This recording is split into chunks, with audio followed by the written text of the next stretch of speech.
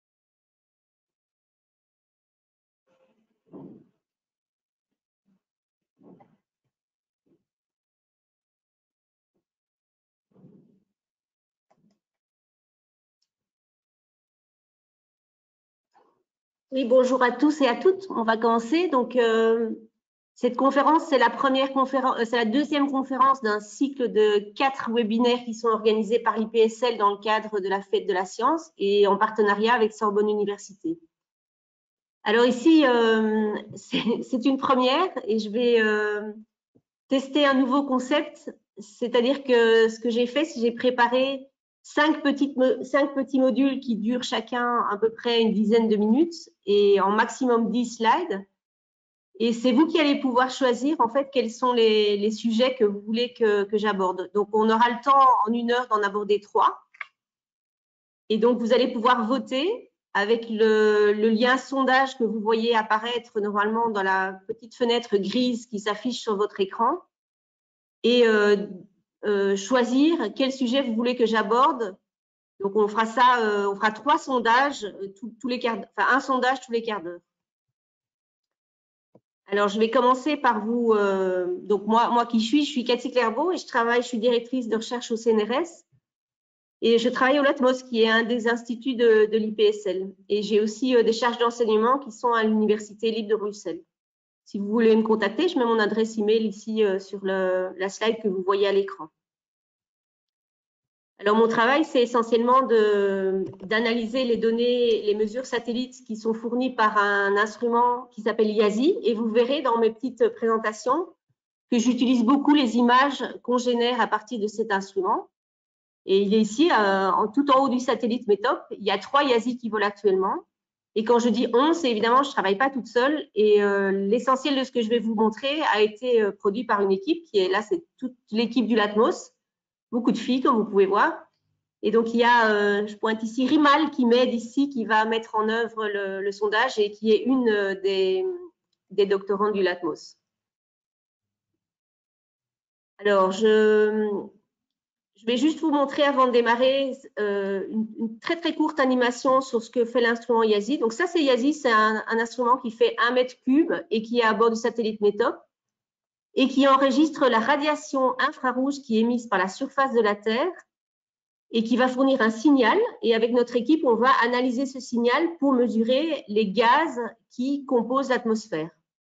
Et vous verrez que je vais utiliser beaucoup des images qui sont générées par l'équipe pour illustrer ce que je vais vous raconter. Il y a 3 YASI qui volent actuellement. Et pour générer ce qu'on appelle des spectres atmosphériques, il utilise les propriétés spectroscopiques des molécules qui vibrent et qui tournent dans l'atmosphère. Et donc, nous, ce qu'on reçoit du satellite, c'est un signal. Vous allez voir un exemple de ce signal dans quelques secondes.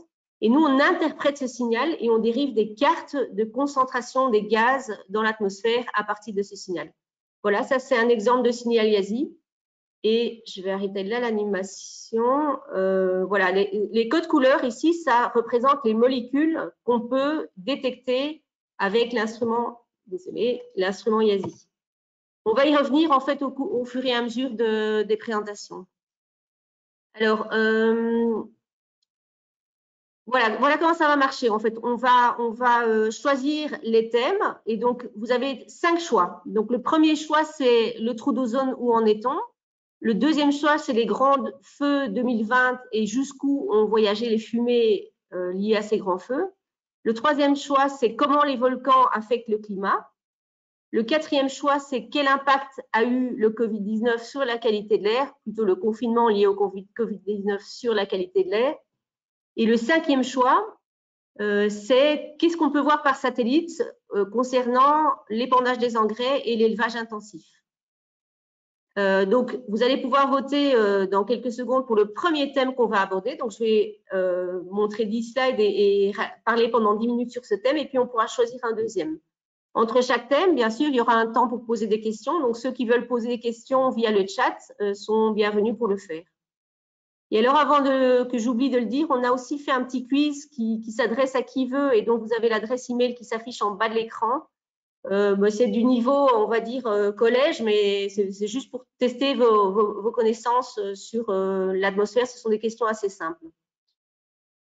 Enfin, on va dire que la présentation que je vais faire est peut-être un peu plus compliquée que ça, mais je vais essayer de rester, que tout reste très facile et très abordable tout au cours de l'heure qu'on va passer ensemble. Alors, on va commencer le sondage. Et donc, Rimal, si tu veux bien démarrer le premier sondage. Donc, rappel, vous avez à peu près 1 minute pour choisir un des thèmes, celui par lequel vous voulez que je commence, en fait. Donc, normalement, ça va s'afficher quelque part sur l'écran. Voilà, là, normalement, vous pouvez voter. Et donc, vous avez le choix entre ces 5 thèmes que je viens d'énoncer. On va attendre 1 minute. Et puis, on verra le thème qui rapporte le plus de voix, etc. Ça a l'air de marcher parce que je vois que le thème qui a le plus de succès pour l'instant à égalité, ce sont les feux. Et le numéro 2 et le numéro 4, l'impact du Covid-19 sur la qualité de l'air. Donc, on va attendre encore quelques secondes et puis on va clôturer le sondage. Bon, évidemment, s'il y en a 2 à égalité, je n'avais pas prévu cette solution-là, donc je vais choisir moi-même lequel des 2 j'aborde en premier. Je vois que ça ne bouge plus beaucoup. Ah, les feux se détachent un peu. Il y a 93% des gens qui ont voté, donc on va partager les résultats du sondage. Donc, Rimal, essaye de partager les résultats si tu peux. OK. Je ne vois pas sur mon écran, mais... Ah oui, voilà, OK. Donc, comme vous voyez, ce sont les grands feux qui ont rapporté le plus de voix. Alors, il faut que je... Petite manip à faire là. Hop, donc, on va commencer par ça, les grands feux. Bon choix. OK.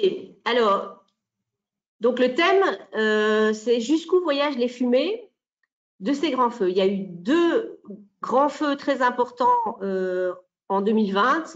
L'année a commencé avec les feux en Australie juste au début janvier. Ça, je vais vous montrer ce qu'on a vu par satellite. Et puis, il y a quelques semaines, on a eu des feux très importants en Californie. Alors, avant que je vous montre les exemples de ce qu'on a pu voir par satellite, je vais faire un petit rappel. Donc, les vents dominants, ils se déplacent latéralement. Et donc, dans l'hémisphère nord et dans l'hémisphère sud, il faut environ 2 à 4 semaines pour que on va dire, un événement qui se produit sur un continent donné se déplace tout autour du globe, il peut faire le tour. Mettons qu'il y a une usine qui explose quelque part ici en Australie, eh bien, en 2 à 4 semaines, on va voir les conséquences de cette explosion qui pourront être portées par les vents. Sous réserve que les gaz restent suffisamment longtemps dans l'atmosphère, on peut les voir arriver dans l'autre sens au bout de 2 à 4 semaines. Donc, en général, les événements restent dans leurs hémisphères pour qu'ils circulent, on va dire, du pôle Nord à l'équateur, ça prend environ 1 mois. Et par contre, pour passer d'un hémisphère à l'autre, ça prend environ 1 an, parce que la barrière de l'équateur, en fait, elle est très difficile à franchir. Les vents ne sont pas dans le sens de traverser la barrière de l'équateur. C'est vraiment une barrière dynamique difficile à franchir. Donc, ce que ça veut dire, c'est que si des composés gazeux qui sont émis par les feux circulent dans l'atmosphère, ils vont rester en général dans leurs hémisphères s'ils ont une durée de vie dans l'atmosphère. Donc, ça veut dire s'ils restent suffisamment longtemps dans l'atmosphère, ils vont pouvoir circuler de 2 à 4 semaines s'ils restent 2 à 4 semaines dans l'atmosphère, ou bien s'ils restent très longtemps dans l'atmosphère, comme par exemple le CO2, ils vont pouvoir passer d'un hémisphère à l'autre. Dans les exemples que je vais vous montrer, je vais montrer que le monoxyde de carbone, c'est un très bon traceur de feu, et lui reste entre 1 et 3 mois dans l'atmosphère, donc on va voir qu'il a le temps de circuler et de faire le tour de la Terre. Alors, sur cette animation ici qui a été créée à partir des cartes qu'on obtient avec l'instrument IASI, ce qu'on voit, c'est les concentrations de monoxyde de carbone partout dans l'atmosphère. On voit qu'il y en a beaucoup plus dans l'hémisphère nord. Vous avez le calendrier ici qui s'affiche. Il y en a en général plus dans l'hémisphère nord. Pourquoi? Parce que le monoxyde de carbone, il est émis par toutes les activités de combustion. Donc, combustion de fuel fossile, donc chauffage, trafic routier, incendies aussi. Et donc, on voit apparaître ici sur cette animation des incendies qui sont présents de manière récurrente. C'est une animation qui boucle, hein, donc là, l'année recommence. Et donc, on voit apparaître des incendies importants en Afrique centrale qui se déplacent du nord au sud en fonction des saisons de pluie et saisons des sèches. Ça, c'est lié au fait que le nettoyage après les cultures est fait en brûlant la fin des récoltes. Quand on a terminé les récoltes, on brûle cette biomasse pour remettre la terre à neuf. C'est vrai aussi dans une certaine mesure pour l'Amérique du Sud. Vous voyez qu'il y a aussi des feux importants qui se produisent en Amazonie notamment. Et alors dans d'autres régions du globe, on voit ici notamment la pollution en Chine aussi qui s'échappe et qui peut faire le tour de la Terre. Alors ça, c'est le fond de ce qu'on voit en monoxyde de carbone. Maintenant, si on se concentre sur les feux, en particulier, je fais un petit zoom ici et je vous montre 2 années différentes. Donc sur la figure du haut, on a 4 mois, ce qui se passe en 2014. On retrouve les feux en Afrique et les feux en Amazonie qu'on voit tous les ans, et les feux en Indonésie qui apparaissent tous les ans aussi de manière récurrente pour les mêmes raisons. Si vous regardez la figure d'en dessous, on voit ici qu'en 2015, il y a eu des feux exceptionnels en Indonésie et on voit que le panache de fumée, ici c'est du monoxyde de carbone, s'étend bien au-delà de l'Indonésie, porté par les vents. Donc, pourquoi le monoxyde de carbone? Parce que c'est très facile à suivre par satellite, donc c'est celui aussi qui fait biper les détecteurs de fumée qu'on met dans les maisons des gens, c'est des détecteurs de monoxyde de carbone qu'on utilise souvent. Alors, venons maintenant aux 2 grands feux qu'on a observés en 2020 et voyons ce qu'on voit par satellite. Ici, c'est une image satellite qui utilise la gamme de longueur d'onde du visible. Et donc, ce qu'on voit, c'est bien sûr l'Australie. Et on voit aussi les fumées qui s'échappent des grands feux qui se sont produits dans la région de Sydney, notamment entre Sydney et Melbourne. Et voyons ce qu'on voit avec le satellite IASI dans l'infrarouge. Alors ici, une petite animation. Vous allez voir qu'on voit les feux. Ici, c'est au début de l'année 2000, en janvier, et on voit les feux qui se transportaient et qui passent au-dessus de l'Amérique du Sud et qui voyagent encore plus loin et qui traversent l'océan Pacifique et qui arrivent dans l'océan Atlantique aussi. Pour voir les choses plus clairement, on a fait un arrêt sur image ici. Et ce que vous voyez, c'est la première fois qu'on voyait ça avec le satellite. On a vu le monoxyde de carbone qui faisait carrément le tour de la Terre.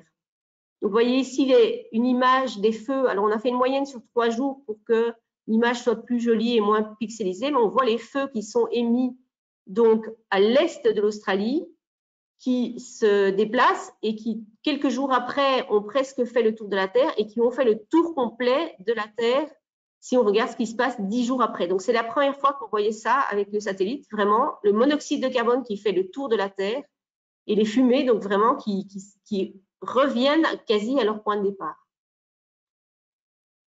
Alors, j'en viens au feu californien. Là aussi, c'est très impressionnant. C'est la première fois qu'on voyait des images comme ça avec le satellite aussi, avec encore une petite animation, et c'est la dernière que je vais vous montrer. Vous voyez les feux ici en Australie sur la côte ouest et les fumées qui traversent l'océan Atlantique et qui atteignent en fait les côtes de l'Europe, notamment. Ils sont passés au-dessus de la France et de la Belgique. Ils circulent assez haut dans l'atmosphère, hein, entre 4 et 8 km. Vous voyez ici, voilà, vers la mi-septembre, un nouveau panache de feu très important qui traverse à nouveau l'Atlantique. On en a vu au moins 2 ou 3 comme ça traverser l'Atlantique. Voilà, ça clôture ce que je voulais vous raconter dans cette première partie. Et donc ici, vous allez pouvoir maintenant poser quelques questions si vous le souhaitez avec le chat. Et ma collègue Rimal va normalement partager vos questions si vous en avez. Et après, on va pouvoir voter pour une deuxième, vous allez pouvoir voter avec le sondage pour une deuxième présentation. Je vais fermer ça. Alors, Rimal, est-ce que nous avons des questions des participants? Donc, vous pouvez utiliser le chat pour poser des questions si vous en avez. Si vous n'avez pas de questions, c'est que tout a été très, très clair.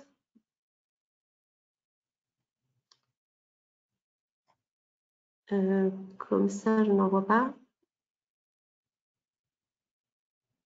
Alors, est-ce qu'on peut avoir l'enregistrement de cette présentation? Sûrement, mais je ne sais pas comment ça marche. Donc ça, il faudra demander aux organisatrices de l'IPSL comment ça fonctionne. Mais en tout cas, vous pouvez avoir mes slides, ça oui. Donc ça, vous m'envoyez un email et je vous passerai très volontiers mes slides. Comme je ne sais pas qui a posé la question. Est-ce qu'il y a d'autres questions sur les feux?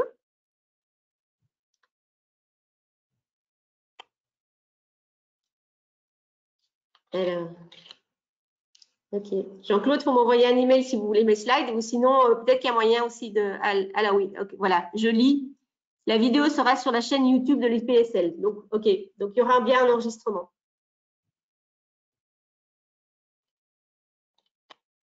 Est-ce qu'il y a d'autres questions? Non, c'est tout. C'est tout? Ah oui, il y a une autre question. Ok.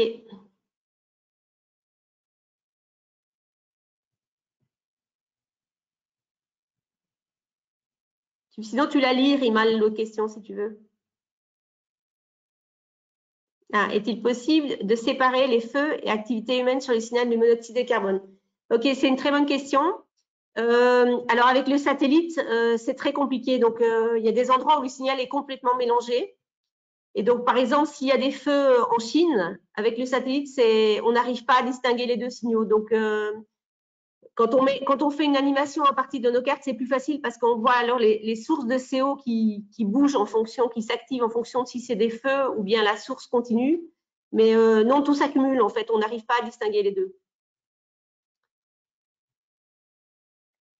Ok, on va passer au deuxième sondage. Par contre, si vous avez encore des questions après, alors je n'ai pas très bien, il y en a encore une qui arrive. Je n'ai pas très bien compris la différence entre les gaz orange et mauve sur vos animations. Ah oui, en fait, c'est juste l'échelle de couleurs qu'on a changé. Et donc, le mauve, c'était là où on avait les concentrations de monoxyde de carbone les plus intenses. Et donc voilà, c'est juste, voilà, mauve, ça voulait dire très intense. C'est quand on essaie de choisir des échelles de couleurs, on voit le mieux possible les choses. Mais c'est vrai que j'aurais dû le préciser. C'est une bonne remarque. On va passer au sondage pour la deuxième présentation. Et donc, ben, vous allez voir normalement le sondage qui s'affiche à nouveau.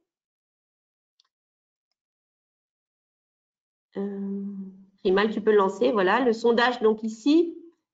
Voilà, donc vous allez pouvoir voter à nouveau. Il ne reste plus que 4 questions, donc vous avez le choix. Donc, le trou d'ozone, ou bien les volcans, comment affectent-ils le climat, ou bien quel impact a eu le confinement sur la qualité de l'air, ou bien qu'est-ce qu'on voit par satellite pour les épandages d'engrais et l'élevage.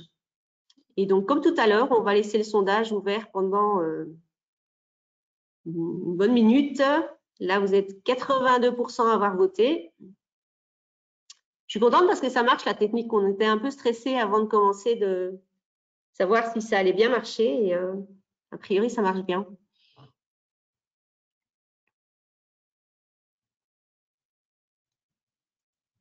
Je vais laisser encore quelques secondes à ceux qui souhaitent pour voter encore.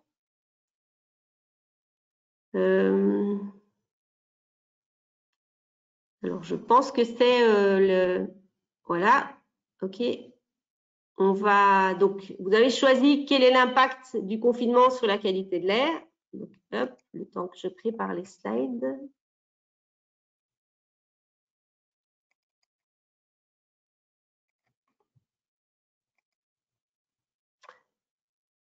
Voilà. Alors, merci d'avoir voté. Et donc, ici, même exercice. En fait, en une dizaine de slides, je vais vous raconter ce qu'on a vu par satellite sur l'impact du confinement par rapport à la qualité de l'air. Oui, alors j'ai commencé ici par une illustration. Vous voyez Paris chargé de particules. Et donc, on va voir si, au cours de la présentation, si effectivement, il y a eu moins de particules à Paris, grâce au fait qu'il y avait moins de circulation automobile notamment. Alors ici, c'est pour commencer, c'est une représentation très schématique, on va dire, de tous les polluants qui sont émis dans l'atmosphère par différentes sources. Les sources principales d'émissions de polluants, que ce soit des gaz ou des particules, c'est le trafic routier, les industries et le chauffage. Donc en fait, c'est tout ce qui est combustion qui va à la fois dégager des gaz liés à cette combustion. On a parlé du monoxyde de carbone dans la première présentation, il y en a d'autres. Il y a par exemple le NO2 qui est un polluant important aussi. Et alors, il y a aussi bien sûr les particules. Donc les particules qu'on surveille au niveau de la pollution, il y en a de deux types. On les appelle les PM10 et les PM2.5. 10, c'est pour 10 microns et 2.5, c'est 2.5 microns. En fait, c'est tellement petit qu'on ne les voit pas. Pour vous donner un ordre de grandeur, 40 microns, c'est la taille d'un cheveu. Donc, c'est les particules tellement petites qu'on ne les voit pas dans l'atmosphère, mais qui sont très nocives pour la santé, comme d'autres polluants. Alors ici, durant le confinement, eh bien, il y a plusieurs pays, comme vous savez, qui ont eu à subir des épisodes en fait, de confinement, mais essentiellement entre janvier 2020, ça c'était la Chine, et ça s'est étalé jusqu'en mai 2020. Il y en a qui commencent à reconfiner maintenant aussi. Et alors, nous, c'était comme une expérience grandeur nature qu'on n'aurait jamais pensé pouvoir faire et observer par satellite, parce que durant cette période-là, il y a un certain nombre d'industries qui ont été mises à l'arrêt. Le trafic automobile et camions, etc., a beaucoup diminué aussi. Et du coup, la pollution de l'air a diminué à plusieurs endroits. Alors ici, je vais vous montrer ce qu'on a pu voir sur trois types de polluants. J'ai choisi exprès ces trois-là parce que c'est des polluants qui sont vraiment des marqueurs de qualité de l'air à plein d'endroits. On va revoir le monoxyde de carbone dont j'ai beaucoup parlé pendant les feux. Alors, petite parenthèse, le monoxyde de carbone, c'est plus un polluant important au-dessus des capitales européennes on ne se chauffe plus tellement au charbon et c'est beaucoup lié à l'utilisation intensive du charbon, notamment pour produire de l'énergie. Mais vous allez voir qu'en Chine, le monoxyde de carbone, ça continue à être un polluant important. Et donc, ça fait le lien avec la question que l'un d'entre vous a posée, puisque en Chine, on a du monoxyde de carbone qui vient à la fois des feux et à la fois de la pollution liée à la production d'énergie avec du charbon. Et alors, on va voir un exemple d'un troisième type de polluant. C'est lié à l'épandage d'engrais. Et on va voir que l'épandage d'engrais, ça produit de l'ammoniac. Et l'ammoniac, il va se décomposer dans l'air en particules. Et donc, c'est ce que je vais vous montrer dans les slides qui vont suivre. Alors, le premier exemple, c'est le NO2 qui a été vu par satellite par un autre instrument qui s'appelle TROPOMI ou bien Sentinel-5P. Et donc ici, ce qu'on va faire chaque fois, quand on a analysé les cartes, il faut chaque fois comparer à ce qui a été mesuré les années précédentes. Pourquoi on fait ça? Parce que les polluants, ça va varier en fonction des saisons. Par exemple, le NO2, c'est un polluant qui va s'accumuler en hiver essentiellement. Et donc, il faut comparer, si on compare la période du du confinement qui a eu lieu, donc pour nous, c'était essentiellement en mars-avril. Il faut qu'on compare mars et avril pendant les années précédentes. Et donc ici, sur la figure que vous voyez là, on compare ce qu'a mesuré le satellite donc en bas en 2020, et vous voyez que comme c'est fort, le NO2 il est fort lié au trafic automobile. On voit que dans toutes les capitales et dans tous les endroits notoirement pollués, comme par exemple les Pays-Bas où il y a beaucoup d'autoroutes, il y a beaucoup de NO2, on voit chaque fois des points rouges qui sont les concentrations importantes de NO2 qui apparaissent. Mais si on compare à l'année précédente, la même époque, on voit qu'on avait des concentrations de NO2 beaucoup plus importantes sur toutes les zones où il y a beaucoup de trafic automobile et qui sont très densément peuplées, comme la Belgique et les Pays-Bas notamment. Et donc, on voit cette chute de pollution qui est directement liée au fait qu'il y a eu un trafic routier qui a été moindre pendant la période du confinement. Et donc, pour vous donner un ordre de grandeur, par exemple, au-dessus de Paris, on observe un peu plus de 50% de baisse de concentration du NO2, essentiellement lié au trafic automobile et aussi à l'arrêt des industries pour certaines autres zones, comme par exemple, vous voyez ici la vallée du Pô, qui est notoirement très polluée aussi, beaucoup d'industries et aussi une population dense et pas mal de trafic. Et là aussi, on voit une baisse de pollution dans cette région-là du globe. Alors, on va passer au deuxième exemple maintenant. Ici, le monoxyde de carbone, donc le CO, celui qu'on retrouvait dans les feux, et on va comparer aussi 2020 qui est en bas avec l'année précédente. Alors, ça tombe bien que vous m'ayez demandé cette deuxième présentation parce que ici, on voit que en 2020, on a du monoxyde de carbone assez élevé dans le sud de la Chine. Et ça, c'est lié au fait qu'il y avait des feux qui se produisaient à ce moment-là en Malaisie, etc. Et les vents poussaient les fumées des feux vers le nord. Et donc, on voit du monoxyde de carbone ici qui est assez élevé, qui est lié à ces fumées et au transport de monoxyde de carbone qui vient du sud de la Chine. Si on regarde, en fait, ici, on est juste avant le confinement. Et on voit qu'on a une échelle de couleurs qui a été choisie en fait, pour ce qui va suivre. Et donc, on voit qu'on a plus de monoxyde de carbone présent quand on compare 2020 par rapport à quand on compare la moyenne des 2 années précédentes. Sur le panneau du milieu, là, que je vais afficher maintenant, ici, c'est durant le confinement. On a choisi une période où c'était vraiment le cœur du confinement. Si on compare l'année 2020, on voit une chute. Alors oui, pourquoi il y a une augmentation ici entre janvier et mars déjà? Mais comme je vous ai dit, les polluants, ils varient au cours du temps en fonction des saisons. Et donc, au début de l'hiver, les concentrations de monoxyde de carbone sont plus basses et s'accumulent de plus en plus pendant l'hiver. Mais pourquoi? Parce que le monoxyde de carbone, il reste entre 1 et 3 mois dans l'atmosphère, plutôt 2-3 mois en hiver. Et comme il est lié au chauffage, au trafic automobile, aux industries, tout le monoxyde de carbone qui est émis pendant tout l'hiver va rester pendant plusieurs semaines et va s'accumuler. Il va seulement partir au printemps quand les rayons du soleil en fait, vont activer toute la chimie et faire que ce monoxyde de carbone qui a un puits qui réagit en fait suite à une série de réactions chimiques mais qui font intervenir le rayonnement solaire, va diminuer à partir du mois d'avril. Donc ici, c'est normal qu'on trouve une augmentation de monoxyde de carbone entre janvier, le première image, et mars, la deuxième image. Et si vous comparez ici l'image du milieu pour 2020 et pour les 2 années qui précèdent, on voit vraiment une chute de pollution, donc moins de monoxyde de carbone, notamment entre l'axe entre Wuhan et Beijing. Et rappelez-vous, c'est dans cette région-là qu'il y a eu vraiment un confinement très fort avec un arrêt complet de nombreuses industries et aussi, les gens ont dû rester confinés chez eux, donc plus de trafic non plus. Et si on regarde encore dans une troisième image, en fait, la fin du confinement, on voit que là, les concentrations de monoxyde de carbone sont reparties à la hausse et donc on a, c'est la fin de l'hiver, donc on a un maximum de monoxyde de carbone. Il va diminuer bien dans les semaines qui suivent, mais on a bien ici les concentrations de monoxyde de carbone qui sont reparties à la hausse de manière très efficace dès qu'ils ont remis les industries et le trafic automobile en route. Et donc voilà, nous, c'était un truc qu'on n'avait jamais pensé faire, pouvoir avoir une expérience grandeur nature de la chute de concentration de monoxyde de carbone telle qu'on pouvait le voir par satellite, parce que il y avait normalement, on surveille ce monoxyde de carbone et son évolution au cours des saisons et on n'a aucun moyen d'avoir un arrêt des industries ou du trafic automobile comme on a pu avoir à cette période-là. Alors, mon troisième et dernier exemple, non, ça c'était juste, pardon, avant que j'aborde le troisième exemple, c'est juste une carte qui montrait les différences entre les cartes. Et donc, si on regarde l'échelle de couleur bleue, on a environ 40% de concentration de monoxyde de carbone de moins entre Wuhan et Beijing, donc pour la période au cœur du confinement. Alors, mon troisième et dernier exemple, qu'est-ce qui s'est passé au-dessus de Paris? Alors déjà, ce que vous voyez là, les courbes là, les deux courbes, ce sont des courbes qui sont obtenues avec des mesures locales de pollution. C'est les mesures locales qui sont utilisées pour faire les prévisions de qualité de l'air.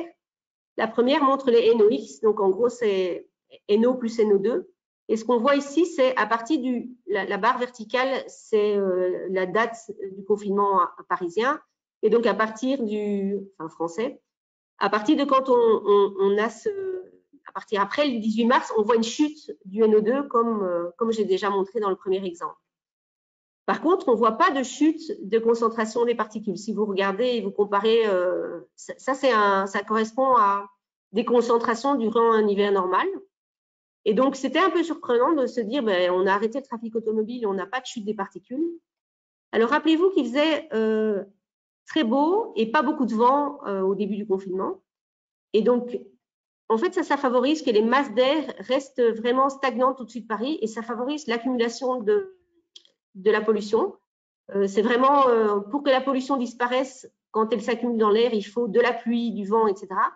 Et donc là, il y a eu une accumulation de la pollution, en particulier des particules, pas pour le NO2, puisque là, on a vu qu'on a vraiment arrêté la source de NO2. On a arrêté une partie de la source de particules, puisque le trafic automobile, c'est une source de particules, mais on n'a pas tout arrêté. Démonstration. Si on regarde ici l'ammoniac, on voit qu'on a des concentrations d'ammoniac qui sont élevées et qui sont très bien corrélées avec les concentrations de particules.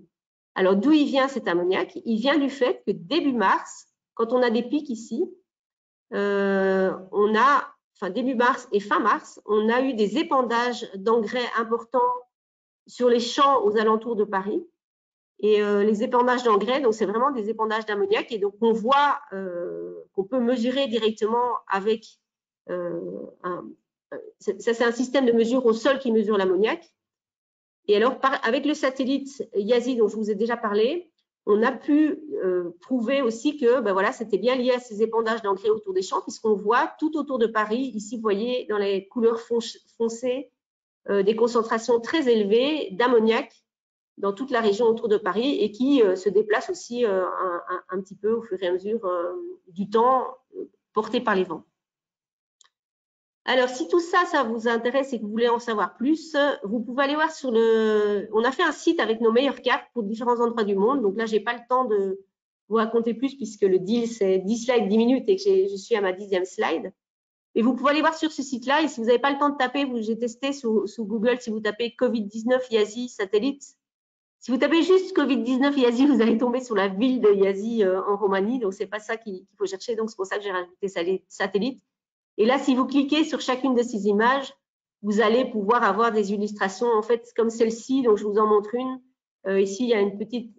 en fait, ce que vous pouvez faire vous-même à partir du site, c'est vous allez pouvoir faire les images avant-après. Vous avez une barre que vous pouvez déplacer et ça va vous montrer l'image avant-après, comme ici sur la petite animation, en fait. Et ça, vous pourrez faire directement sur le site. Et alors, il y a les cartes pour différents polluants. Il y a le monoxyde de carbone que je vous ai montré. Il y a le NO2 et il y a aussi l'ammoniac que vous pourrez voir aussi. Voilà, donc si vous avez des questions, même formule que tout à l'heure, en fait, vous pouvez poser des questions via le chat. Et d'ailleurs, vous pouvez poser des questions pendant la présentation aussi. Et ma collègue Rimal les rassemble sur son document. Donc Rimal, voilà, j'ai terminé. Tu peux reprendre la main et me dire s'il y a des questions. Pour l'instant, il n'y a pas de questions. Il n'y a pas de questions. Donc, si vous avez des questions, je laisse peut-être une petite minute pour voir si quelqu'un a une question sur l'observation donc de la baisse de pollution par satellite durant le confinement. Et si pas, on va pouvoir voter pour la troisième présentation. Je laisse peut-être encore une minute pour voir si quelqu'un a une question.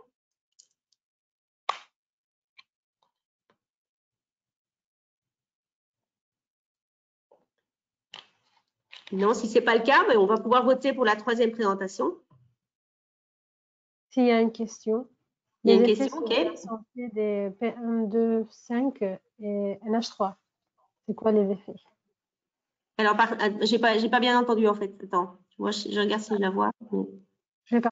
Tu me la mets sur l'écran? Ah, ok. Les effets sur la santé des PM2,5 et des NH3. Donc, les particules, c'est le composé le plus dangereux pour la santé parce qu'elles vont rentrer dans les poumons en fait et s'attaquer au système cardiovasculaire. Et donc, plus elles sont fines, plus elles rentrent dans les poumons. Et donc, les PM2,5 sont plus dangereux que les PM10. Le NH3 directement, il est agressif pour la santé, mais en fait, on ne va pas le retrouver. Il est surtout ennuyeux parce qu'il va se décomposer en particules.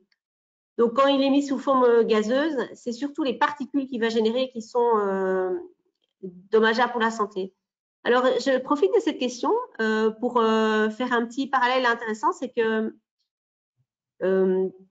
pendant le confinement, comme la pollution a baissé, donc vous savez que la pollution va être responsable d'un certain nombre de morts, puisque ça va accélérer, on observe pendant les épisodes de pollution qu'il y a plus d'admissions dans les hôpitaux, hein, tous les gens fragiles, comme les personnes âgées ou éventuellement les gens qui ont des problèmes déjà pulmonaires ou cardiovasculaires. On va observer qu'il y a un accroissement de la mortalité quand il y a de la pollution élevée. Et donc ça, c'est un débat d'idées intéressant de savoir, comme la pollution a baissé liée au confinement, de savoir combien de morts on a économisé, entre guillemets, liés à ce confinement, liés à la baisse de pollution. Et on pourra, enfin, en fait, il faudra faire ça dans le bilan global, de voir si on a pu,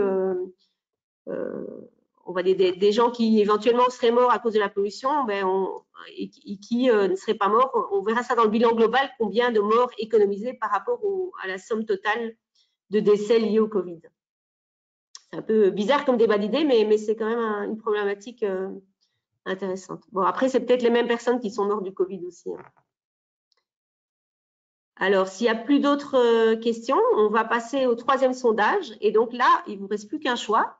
Et donc, vous allez pouvoir voter donc, pour la troisième et dernière thématique que vous voulez aborder. Donc, il ne reste plus que 3 choix. Donc, trou d'ozone, où en est-on?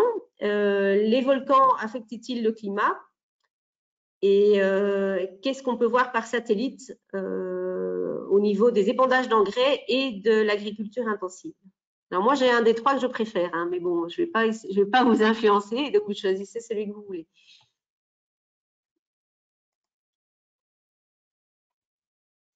Alors, je vois que le trou d'ozone est en tête, il est en train d'être, oui, les engrais sont deuxième pour l'instant.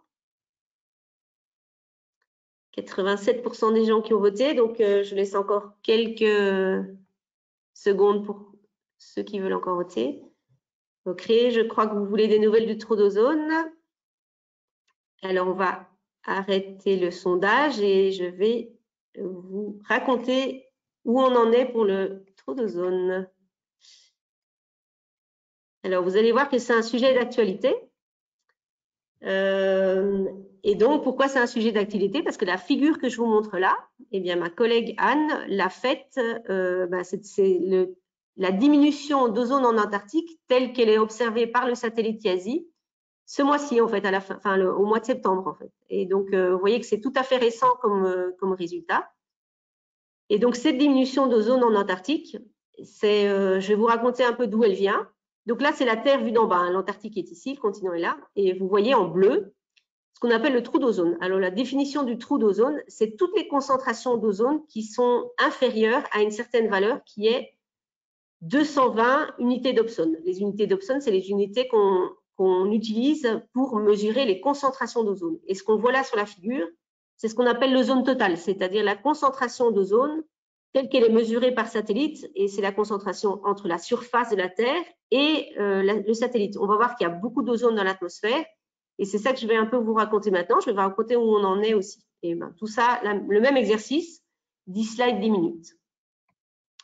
Alors, l'ozone, on en parle beaucoup, et donc il ne faut pas confondre, il y a 2 sortes d'ozone, c'est la même molécule, O3, Mais on dit souvent, il y a le bon ozone, c'est celui qui nous protège des rayonnements ultraviolets. Ça, c'est celui qui est localisé dans la stratosphère, donc entre environ 15 km et environ 35 km. On a vraiment une couche de gaz, donc d'ozone, O3, qui nous protège des radiations ultraviolets. En fait, le rayonnement du soleil, quand il atteint ces couches de l'atmosphère, il est absorbé par l'ozone et c'est du rayonnement qui est nocif pour la santé, qui va induire des cancers de la peau. Et donc, la couche d'ozone va permettre d'arrêter ce rayonnement ultraviolet. Et donc, c'est un problème, on sent bien que c'est un problème, bien sûr, si cette couche d'ozone n'est plus présente. Alors, à ne pas confondre avec l'ozone de la surface, qui lui est un pardon, polluant. Cathy, on voit pas tes slides. Ah, on voit pas mes slides, ça c'est embêtant. Ouais, non. Je pensais que c'était que moi, mais je pense les autres. Alors, on va recommencer tout. C'est bizarre ça, parce que moi je les vois. Attends. À mon avis, c'est parce que le partage d'écran. Ok, alors attends. Ok. Oui, c'est bon. Mais on ne voyait pas avant. Il faut Oui, ça va. remontrer. C'est parce qu'il y a une histoire de partage d'écran qui n'a pas marché. Ok, donc merci. Donc, allez, vous n'avez pas vu ma belle figure ici. Donc, je vais juste la redécrire en allant plus vite.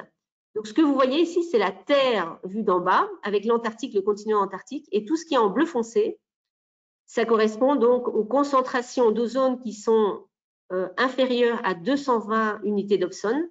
Donc, vous voyez, c'est vraiment ce qu'on appelle un trou d'ozone, comme représenté ici sur la figure en bleu.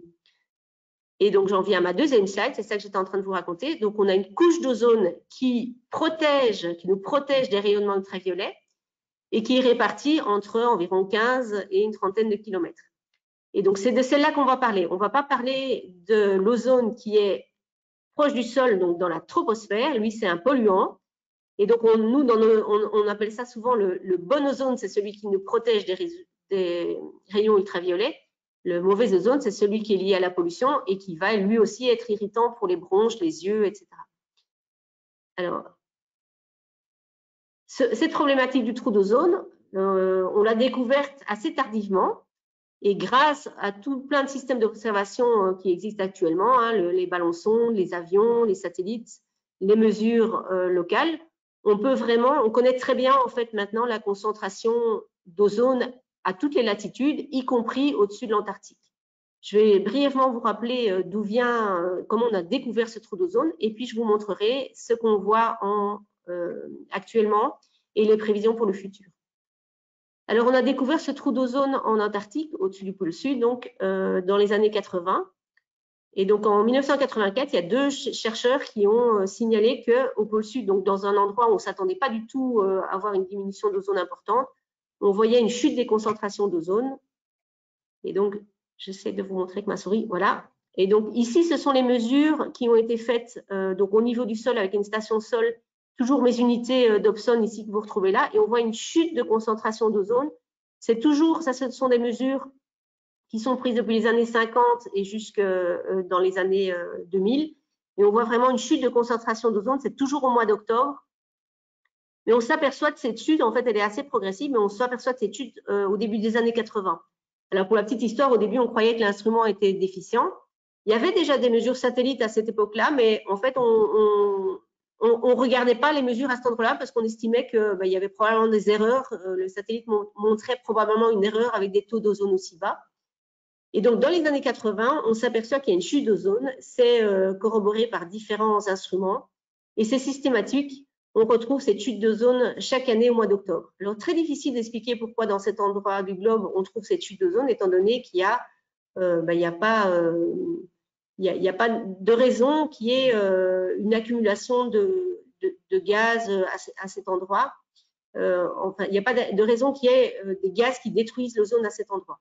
Alors, on connaît assez bien les cycles de l'ozone et il n'y a pas de raison d'avoir ce qu'on appelle les gaz qui réagissent avec la couche d'ozone, hein, qui s'accumuleraient à cet endroit-là. Alors, c'est corroboré par d'autres systèmes d'observation. Ici, vous avez sur l'illustration, on voit l'altitude et la concentration d'ozone. On retrouve toujours ici cette couche d'ozone telle qu'elle est dans les années 70 et on voit qu'on a une diminution très, très importante et on appelle le trou d'ozone parce que vous voyez que ça revient, entre 15 et 20 km, on n'a carrément plus du tout d'ozone. Et ça, c'est ce qui est c'est des mesures avions ici les courbes, toutes ces courbes sont obtenues par des mesures avions et on voit vraiment qu'on a une diminution très importante d'ozone jusqu'à atteindre vraiment des concentrations nulles d'ozone à certaines altitudes depuis les années 70 et ça, c'est depuis les années 70, pardon. Et donc ça, on observe chaque année au mois de septembre et d'octobre à cette région-là du globe. Alors, pourquoi à cet endroit-là et pourquoi à cette période-là? Et donc, c'est ce qu'on va voir rapidement. Donc, ça, c'était la vue par satellite. Et donc, à la fin des années 70, voilà les concentrations d'ozone telles qu'on les observe. Et si on prend ce qui se passe dans les années 80 et actuellement, on voit vraiment cette diminution importante avec, dans mon échelle de couleur, ce qu'on appelle le trou d'ozone, les concentrations inférieures à 220 unités d'Obson qui sont en bleu foncé. Et donc, on voit que, voilà, comme observé avec les mesures au sol, à partir du début des années 80, on observe ce trou d'ozone de manière récurrente chaque année au mois d'octobre. Alors, c'est là qu'il y a une série de scientifiques qui se sont mis à travailler dur pour essayer de comprendre d'où ça venait, cette diminution d'ozone. Et donc, on a tout de suite fait le lien avec le fait qu'il faisait très froid à ce moment-là, parce que c'est pendant l'hiver polaire, et on a, à cette époque de l'année, l'établissement de ce qu'on appelle un vortex polaire. Alors, normalement, j'ai une animation, mais là, je ne la vois pas, donc vous ne la voyez pas non plus. On a vraiment un tourbillon d'air froid. On n'a plus de lumière là. Il y a comme des masses d'air extrêmement froides, donc moins 80 degrés, qui sont emmagasinées au-dessus de ce pôle et qui tournent. Et donc, c'est vraiment un vortex de masse d'air extrêmement froide qui vont conduire à la formation de nuages qui sont très particuliers. Ici, sur la photo, vous voyez dans le fond de l'image ici, des nuages stratosphériques polaires qui sont en fait composés de toute une série de cristaux et qui vont se former uniquement quand les températures sont vraiment très froides. Je ne vais pas rentrer dans le détail, mais il y a une chimie très particulière qui va rentrer en œuvre et qui va... ce sont des réactions catalytiques, donc qui se produisent de manière exponentielle, vraiment des réactions en chaîne qui ne s'arrêtent plus et qui vont réagir avec l'ozone. Et les composés qui sont essentiellement qui interviennent dans ces réactions, ce sont les chlores et les bromes. Et donc, pour ça qu'ils sont mis ici en rouge. Et donc, il a fallu comprendre qu'est-ce qui se passait à cet endroit-là. Donc, de un, comprendre la formation de ces nuages stratosphériques polaires liés à des températures très, très basses, liées au fait que c'est l'endroit de la Terre où il fait le plus froid et la période de l'année où il fait le plus froid aussi. Hein, donc, on est à la fin de l'hiver. Et quand les rayons du soleil viennent éclairer cette région-là du globe, on a tous ces cycles catalytiques qui se mettent en route et qui vont vraiment venir détruire l'ozone. Et donc ça se produit à la fin de l'hiver, donc le printemps dans l'autre hémisphère, et donc ça se produit vers le mois de septembre chaque année. Et donc il y a les trois gars qui sont là sur la photo, donc Paul Crutzen notamment, Molina et Roland ici, ils ont expliqué ces phénomènes-là, ils ont eu le prix Nobel en fait pour avoir expliqué ces phénomènes-là, que c'était les chlores qui étaient la cause de la destruction de l'ozone au-dessus de l'Antarctique. Alors, ils viennent d'où ces chlores? Eh bien, ils viennent de différentes sources, notamment tous les gaz qu'on utilisait comme gaz propulseurs dans les années 70, tous les gaz qui permettent de garder froid vos frigos, tout ce qui est dans les systèmes de climatisation aussi, dans les véhicules, dans les frigos, etc., utilisaient ce qu'on appelle les CFC. Les CFC, c'est des gaz extrêmement stables qui sont composés de fluor, de chlore et de carbone. Donc, les plus connus, c'était CFC 11 et 12. C'est des gaz qui restent très, très longtemps dans l'atmosphère. Le CFC 11, par exemple, il reste une cinquantaine d'années. Le CFC 12, il reste une centaine d'années. Et donc, tous ceux qu'on a émis dans les années 70, ils sont toujours là, en fait, dans l'atmosphère. Et donc, quand on s'est rendu compte de ça, que ces gaz CFC étaient responsables de la diminution d'ozone en Antarctique, on les a bannis. Et donc, ça, c'est ce que raconte le protocole de Montréal. Et le protocole de Montréal, qu'est-ce qu'il dit? Il dit que quand il a été promulgué, il dit qu'à partir de la fin des années 80, tous les pays, plus aucun pays ne peut émettre des composés que contiennent ces chlores et ces bromes. Et donc, il y avait une période d'adaptation pour les pays en voie de développement, mais tous les amendements qui ont suivi, en fait, il n'y a plus aucun pays qui peut émettre des CFC et d'autres composés bromés sur lesquels je ne reviens pas. Alors, est-ce que cette interdiction de mettre des CFC fonctionne bien? Ben oui, parce que vous voyez sur l'image ici qui montre les concentrations des deux CFC les plus abondants, CFC 11 et CFC 12, on voit que les mesures au sol maintenant montrent une diminution très importante de ces CFC. Alors, voyez que les CFC11 diminuent plus rapidement que les CFC12. C'est normal puisque sa durée de vie dans l'atmosphère est plus basse. Hein. J'ai dit une cinquantaine d'années pour lui et une centaine d'années pour CFC12. Mais on voit que même le CFC12, il a passé le pic de concentration le plus importante et il diminue tous les deux de manière très importante. Alors, quand est-ce qu'il n'y en aura plus? Eh bien, pour le CFC11 dans une cinquantaine d'années, une cinquantaine d'années à partir de quand on les a émis, hein, on a continué à les émettre pas mal. Si vous avez des vieux frigos, par exemple, ils sont donc potentiellement toujours dedans. C'est ce qu'on appelle la banque. Hein. Il y en a encore qui traînent dans une série de climatiseurs, systèmes de climatisation. Et les CFC12, ils disparaîtront aussi dans plusieurs dizaines d'années. Alors, il y a toute une série d'autres hein, qui restent plus ou moins longtemps dans l'atmosphère. On les a remplacés par des autres gaz qui sont beaucoup plus réactifs et qui vont moins, du coup, endommager la couche d'ozone. Alors, cette interdiction a bien marché.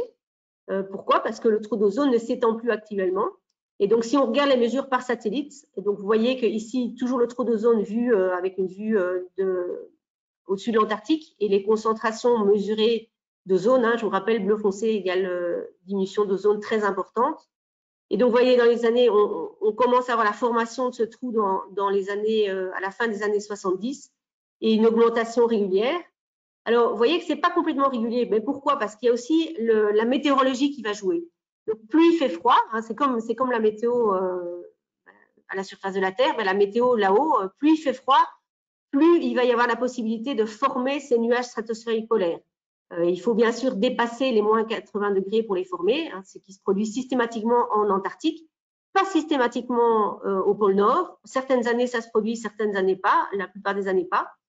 Mais toutes les années, ici, on voit qu'on a formation de ce trou d'ozone. S'il fait très, très froid, alors le vortex polaire est plus stable et les masses d'air restent plus longtemps et les réactions chimiques hétérogènes peuvent se produire de manière amplifiée. Et donc, on voit qu'on a une augmentation de ce trou d'ozone jusqu'à, on va dire, la fin des années 90. Et puis, ça commence à diminuer avec des années, vous voyez, par exemple, l'année 2002, il a fait particulièrement chaud. Le vortex n'a pas été stable cette année-là. On a eu un petit trou d'ozone. C'était le cas aussi l'année passée. On voit, voilà, avec des petites fluctuations. Alors, on va faire un petit zoom sur les dernières années. Donc, ça, c'est tel que le trou d'ozone tel qu'observé avec les données du satellite de l'instrument IASI à bord du satellite METOP.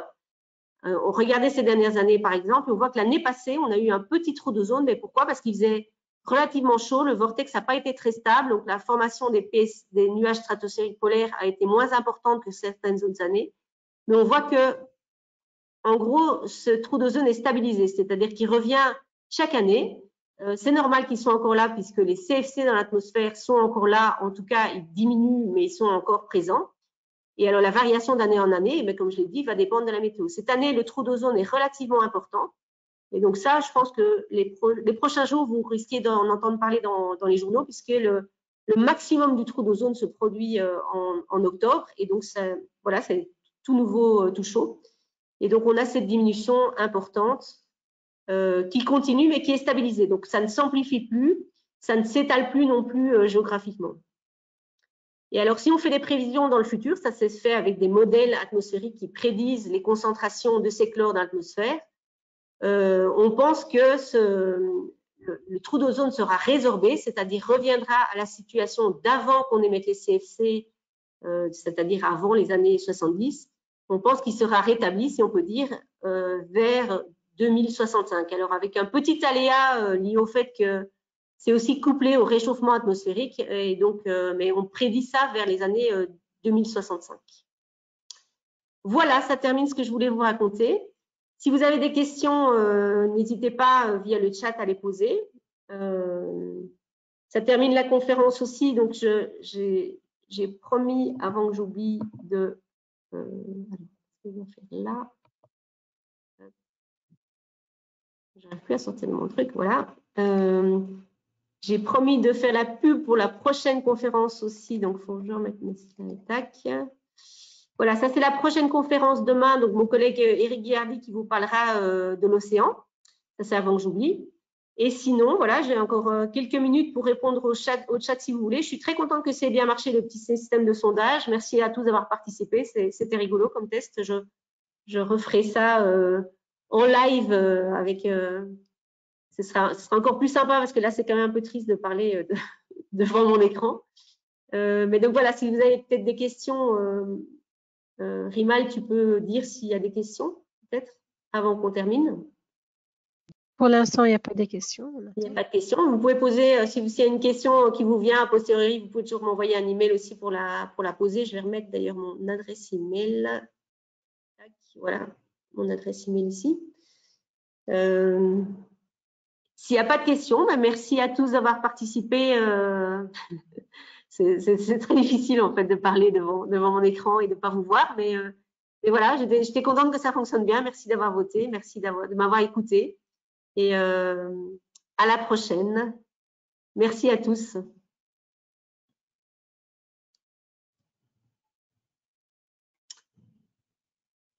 Et donc, ben voilà.